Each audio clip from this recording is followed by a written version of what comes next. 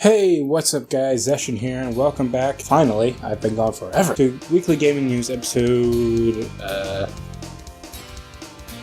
8. So I've been kind of like just following some random news stories and trying to write them down, but I don't know, I've been kind of weird, like, I've been just kind of out of it, haven't really felt like doing it much with anything, right, really in my life the past few weeks, but I don't know, I'm going to power through it, and I'm going to make you guys some of that juicy content that you subscribe to me for. At least that's what I hope you subscribe to me for. So the first thing on the list is about that game from 2011, I believe, called Aliens Colonial Marines. You know, that shit show. So I never played this game because, one, I don't really care for aliens, and two, because I just don't care. But apparently the game is really bad. Like, really, really, really bad. But apparently, it was improved somewhat because, I guess in the initial code for the game there was a typo, and which made the AI really bad apparently, but a modder apparently fixed it, making the game somewhat better. I think that's kind of interesting. The whole thing is like, one, that's like such a weird thing to, like, I mean, I guess it's not really weird, I guess it can happen, but it's like, that's so weird. And then some modders like, you know what, I'm gonna go and fix it. Modding is kind of cool because these, like, people who know how to code and stuff for games, they can just go, yeah, I'm gonna change this or fix this or add this, and they just do it just for whatever reason. Next one's kind of a small story, but that game Subnautica, I believe that's pronounced, is coming to PS4. Yes! This game I heard about a long time ago, because I remember watching, I think it was like either beta or alpha footage, or it was like pre-alpha, because it was on early access, and I was watching a Let's Play from Peanut Butter Gamer, and I'm like, wow, this game looks really fucking cool. And it was kind of always on my radar, and then it came out, actually was fully released this year, but only on PC and Xbox, and like, well shit, I think it was on Xbox, I don't remember.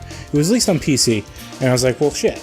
I mean, hopefully it comes to PS4, and now it is. If it didn't, I really want to get a new PC anyway, I would have played it then, but it's coming to PS4, my platform of choice. Speaking of games that I wanted to play on my platform of choice, Slime Rancher, I noticed is up for pre-order on the PSN store, and that's pretty cool. My friend Kevin, or, you know, Ozrin, who is in the Let's Play videos, he has it on an Xbox, and he likes it, and it looks like a lot of fun, and I really want to play it, so I'm looking forward to that, too. So you know how video game movies suck? And you know how they keep making video game movies?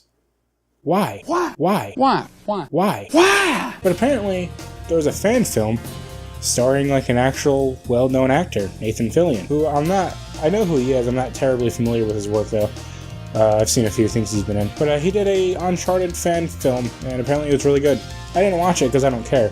But, I don't know, that's pretty cool, you know? Maybe they'll make a full feature length with him and the crew that made it, and hopefully it can actually be a somewhat decent video game movie finally, but I'm not holding my breath. So, Mario Kart 8 Deluxe on the Switch is getting more DLC, or more updates, and that's pretty cool, and I guess the first one, or just what they were announcing, or teasing, whatever, is the Breath of the Wild Link and the Hyrule Cycle, whatever it's called, is coming to Mario Kart 8, and that's cool. I'm not a fan of Breath of the Wild Link, I don't like the design personally, so this is not really that exciting for me, but it's cool for people who like it, and it's cool that this game, which is pretty old, I mean, where did it come out?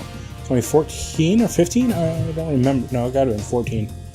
Yeah, I don't quite remember, but then it came out again on Switch last year, so that's cool.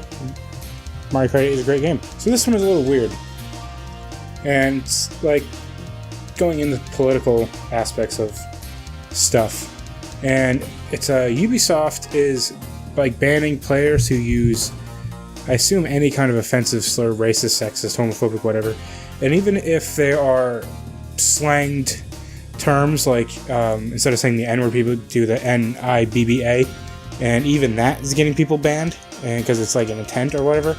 And I don't know, it's kind of like a slippery slope. So, like, I don't think people should be racist, and, you know, it's like, if you need to resort to calling people racial slurs to, I don't know, to win, what, internet points or something, I don't know, you're kind of like I don't say a piece of shit, but, like, you're an asshole, really. But, I don't know, it's, at the same time, too, it's really just words. I mean, I can't really, I guess I really have no valid opinion on that, because I am a white guy, but you know, it comes to, like, you know, if from what I know, because I don't really play online games, if someone writes a word towards a random player, they don't really know what their race is, so they could just, I don't know, it It doesn't affect me because I don't play online, I don't use those words, but like, I don't know. It's both a good thing, it can be a very slippery slope, and that's all I'm really going to say about that. But overall, I mean, people just really shouldn't be using racial slurs in the first place.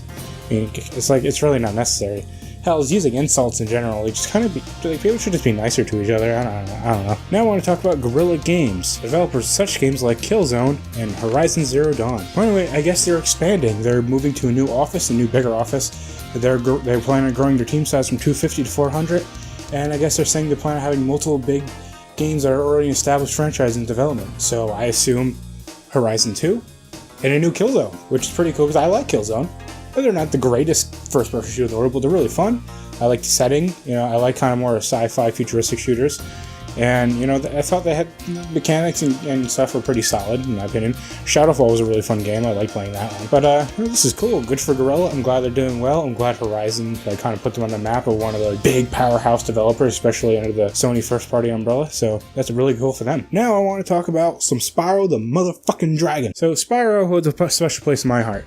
Even though they were technically never my games growing up, they're my sister's games, but I still remember watching her play them and playing them myself. And I have so much nostalgic love for these games. I even played through them like 4 years ago on PS3 for the PS1 Classics, and they don't hold up particularly well, especially with some camera stuff, but I still beat all three of them for the first time. And now the Spyro Remaster Collection, or Trilogy, what is it, Reunited? I forget what it's called.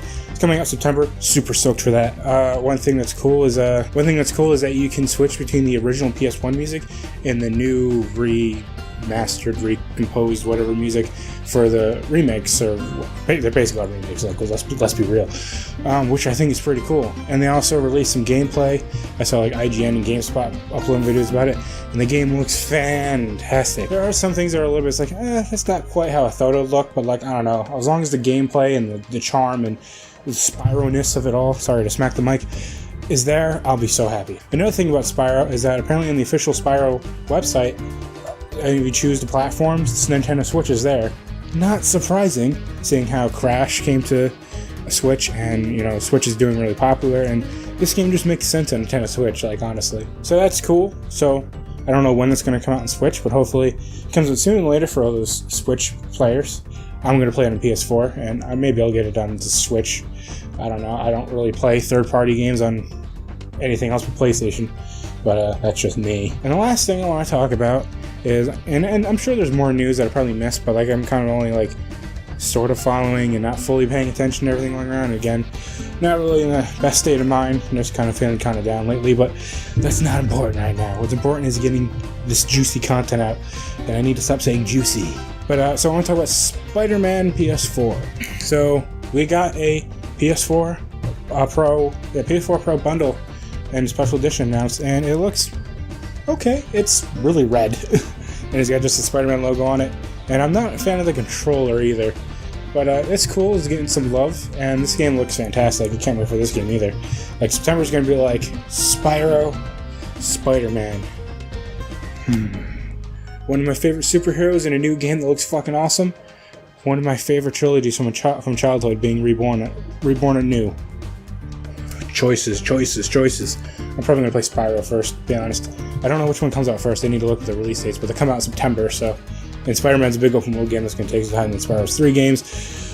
It's a lot of stuff. But anyway, yeah, I think that's it for this episode, guys. So, I hope you didn't get too mad that I have kind of been, like, ignoring YouTube for, well, not ignoring, but, like, I haven't really been doing anything on the channel. I've been kind of just meh lately, but, you know, whatever. So, I don't know, hopefully I can figure out how to end this video.